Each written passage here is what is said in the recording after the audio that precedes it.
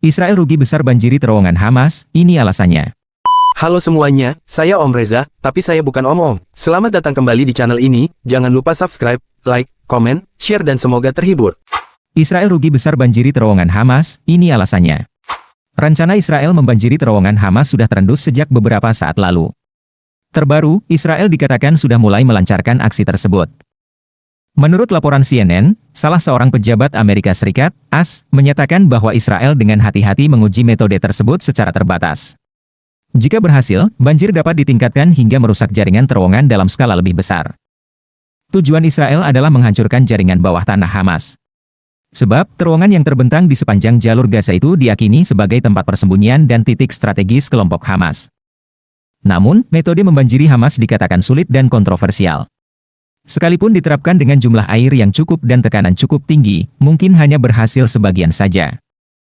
Terlebih panjang terowongan Hamas disebut dinilai bisa sampai ratusan kilometer. Hal ini juga berisiko mencemari pasokan air bersih dan merusak infrastruktur apapun yang tersisa di permukaan. Membanjiri terowongan juga bisa membunuh sandera yang masih ditahan Hamas di Gaza, sebagian besar diyakini berada di bawah tanah. Israel bahkan tak yakin apa metode ini akan berhasil atau tidak, kata pejabat Amerika tersebut. Namun, mereka coba berhati-hati untuk hanya menguji di terowongan yang diyakini tidak ada sandera. Juru bicara Hamas mengatakan, sejatinya mereka membangun terowongan untuk menahan upaya membanjirinya.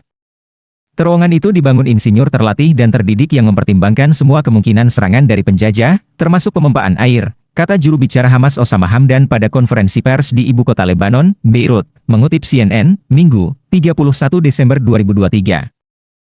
Terowongan secara historis digunakan sebagai sarana peperangan termasuk oleh Al-Qaeda di pegunungan Afghanistan dan oleh Viet Cong di hutan-hutan Asia Tenggara.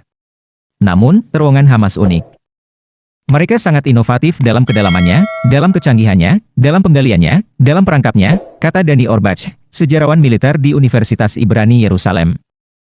Struktur bawah tanah tersebut diduga dibangun di bawah sebagian besar jalur Gaza, wilayah padat penduduk yang ditinggali lebih dari 2 juta orang. Terowongan Hamas cukup besar untuk menampung pejuang Hamas dewasa, persenjataan, barang, dan bahkan mobil. Ada yang diperkuat dengan dinding semen tebal atau dipisahkan pintu besi, dan tidak semuanya tersambung. Skala uji coba yang dilakukan militer Israel tidak jelas, berapa banyak air dan berapa banyak tekanan untuk membanjirinya atau terowongan mana yang jadi sasaran. Agar operasi berhasil, tekanan yang digunakan untuk memompa air ke dalam terowongan harus cukup tinggi agar tidak hanya menghancurkan dinding semen, tetapi juga pintu besi tebal yang memisahkan beberapa di antaranya. Hal ini dinilai menjadi tantangan besar. Proses banjir pun dapat menimbulkan dampak buruk terhadap wilayah Gaza. Membanjiri terowongan di bawah kawasan berpenduduk berisiko merusak infrastruktur yang masih utuh dan mencemari sumber air tawarnya. Menurut Amnesty International, satu-satunya sumber air tawar di wilayah ini, akuifer pesisir, sudah semakin terkuras akibat ekstraksi berlebihan dan terkontaminasi oleh infiltrasi limbah dan air laut. Jika seluruh jaringan terowongan terendam banjir, bangunan di atasnya juga bisa runtuh. Menurut Orbach, kerusakannya bisa parah karena banyak di antaranya berada di bawah infrastruktur sipil. Terima kasih telah menonton, jangan lupa subscribe, like, komen dan share video ini. Share ke mantan juga boleh, siapa tahu ada rindu yang belum tuntas. Hehehe.